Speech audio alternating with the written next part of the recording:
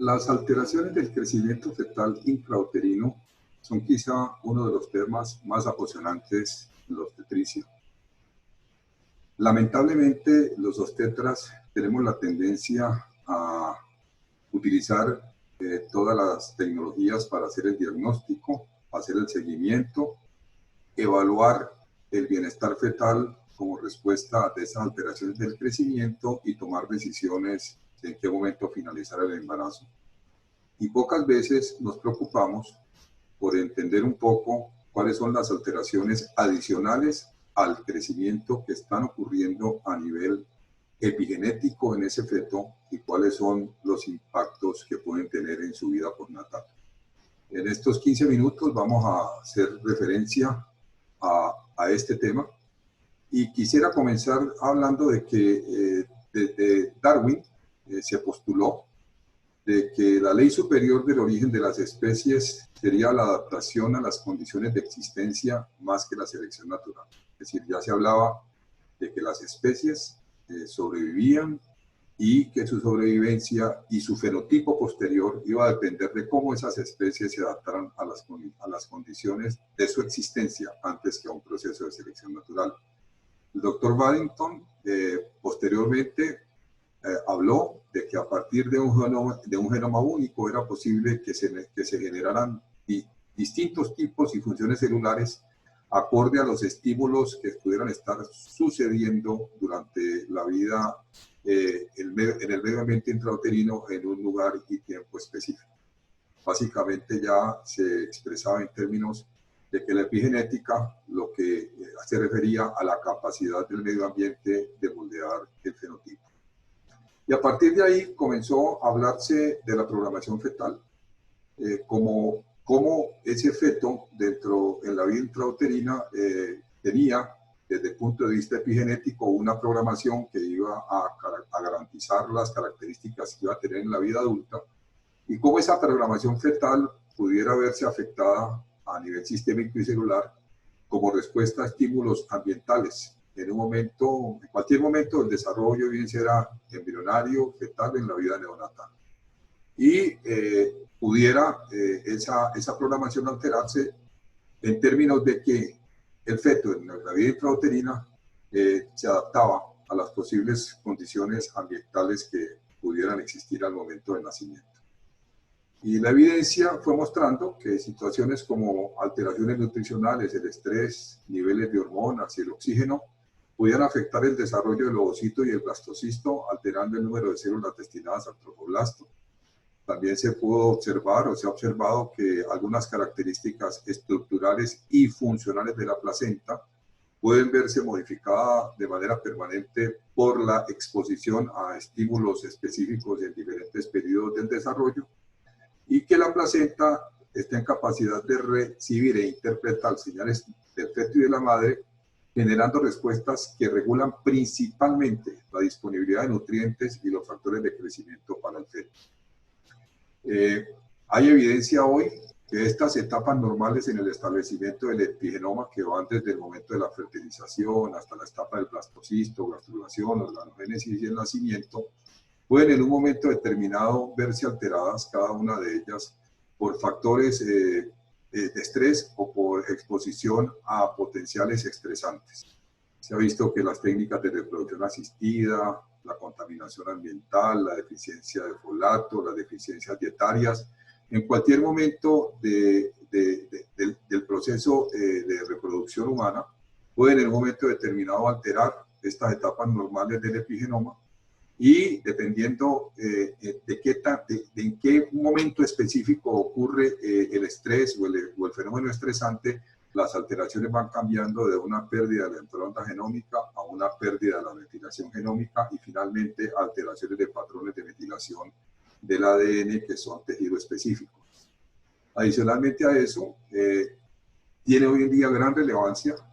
la importancia de la nutrición en la vida intrauterina en términos de conservar las características del epigenoma o de alterarlo dependiendo de la condición nutricional de la gestante y de la condición nutricional del feto. Y está demostrado de que para establecer y mantener ese epigenoma intacto es necesario que existan en concentraciones adecuadas de adenosine-metionina, homocisteína, colina, ácido fólico, vitamina B6 y B12, entre otros. Hay evidencia, esta es una evidencia que se generó a partir de la hambruna en el invierno del año 44-45, al final de la Segunda Guerra Mundial, donde se evaluaron 311 individuos expuestos a esta situación de hambruna, donde se pudo concluir, ¿sí?, que las condiciones ambientales de la vida temprana presentaban cambios epigenéticos que persistían durante toda la vida, y se encontró menos metilaciones de ADN del gen del factor de crecimiento similar a la insulina 2. Y esta situación de resistencia a la insulina en este grupo de pacientes probablemente explica por qué muchos de ellos en la vida postnatal generaron, por ejemplo, alteraciones metabólicas del tipo de la diabetes. Existe la teoría de que el feto que está sufriendo de una alteración del crecimiento dentro del útero tiende a ahorrar nutrientes, a ahorrar sustratos para poder garantizar su supervivencia intrauterina. Pero ese crecimiento fetal pobre se ha demostrado disminuye el número de células pancreáticas, disminuye la producción de insulina, produce resistencia a insulina y puede generar en la vida postnatal hipertensión arterial, obesidad y leptina. Es decir, en los fetos que están presentando alteración del crecimiento dentro del útero, ya se ha venido evidenciando que esa tendencia del feto a ahorrar genera alteraciones en su epigenética. Aparece en medio de este escenario una persona muy conocida que es el doctor Parker, quien es la primera persona en generar una hipótesis en el cual él asocia la calidad de la nutrición fetal con la presencia de enfermedad cardiovascular en la vida adulta. El doctor en su hipótesis sugiere que la calidad del desarrollo fetal da forma a las diferencias individuales en el riesgo de enfermedad crónica a lo largo de la vida, y plantea hipótesis de que los fetos que tienen problemas de nutrición en la vida intrauterina pueden en la vida postnatal generar alteraciones cardiovasculares, del tracto respiratorio, endocrinas, del aparato reproductor, del sistema nervioso central, a nivel hepático y a nivel inmune. Y genera esta hipótesis en la cual la desnutrición fetal, bien sea por una pobre nutrición materna o por alteraciones de la placenta, puede generar una serie de cambios a nivel del metabolismo del hígado, a nivel estructural en el corazón, los vasos, en el riñón, en el eje hipotálamo hipoficiario, en el páncreas y en el músculo, que pueden estimular en la vida postnatal la presencia de hipercolesterolemia, hipertensión arterial, hipertrofia del ventrículo izquierdo, diabetes y enfermedad cardiovascular. A partir de la hipótesis del doctor Baker se ha venido avanzando en términos de investigación y de evidencias, y hoy en día esa teoría del doctor Baker toma gran fuerza, y al menos hay evidencia de que los fetos que tienen alteraciones del crecimiento fetal dentro del útero, esa alteración de la epigenética en esos fetos puede llevar a alteraciones en su programación metabólica, a remodelación cardíaca, alteraciones en el neurodesarrollo, inclusive a enfermedad renal. Evidencia de que los fetos con restricción pueden presentar mayor riesgo metabólico está aquí. Este es un trabajo en el cual se siguieron 469 pacientes nacidos entre 1920 y 1930. Pacientes que tuvieron diferentes pesos al momento del nacimiento, donde se encontró que los pacientes que tenían bajo peso, es decir, menos de 2.500 gramos, tenían alteraciones en el metabolismo de los carbohidratos y alteraciones de las células beta del páncreas. Adicionalmente a eso, hay evidencia en animales, ratones, que son sometidas a desnutrición materna durante la gestación, donde se ha evidenciado que esa desnutrición produce defectos en la metilación del ADN y de la expresión del gen de la leptina,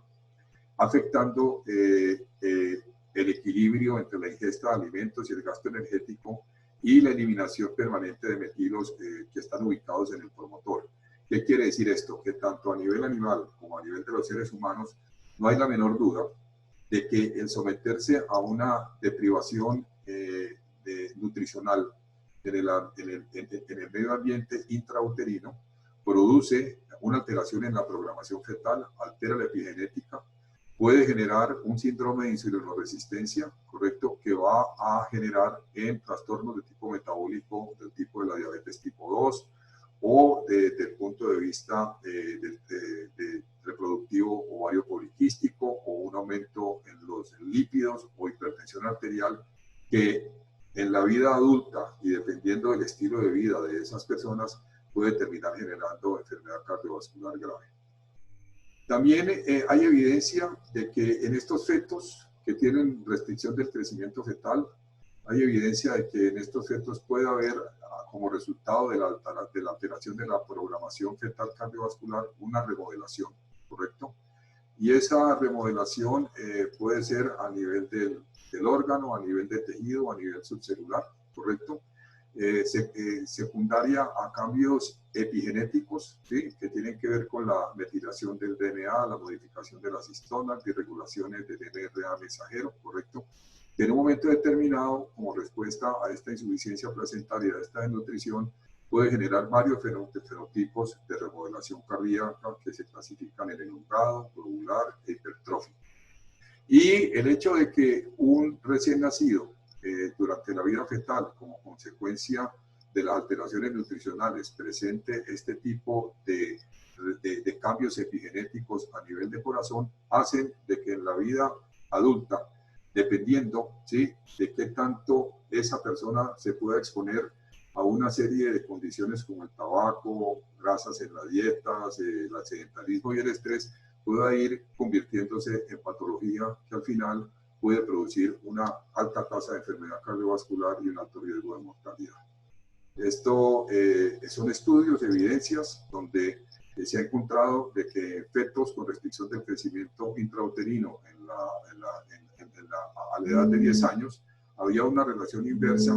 entre la tensión arterial sistólica y el peso a nacer. A menos peso al nacer, mayor alteración de la tensión arterial, y adicionalmente a eso, había alteración de la expresión de los componentes del sistema renina, angiotensina, aldosterona, que eran precursores de la hipertensión arterial. Desde el punto de vista neurológico, también se ha generado evidencia donde, a pesar de los factores de confusión,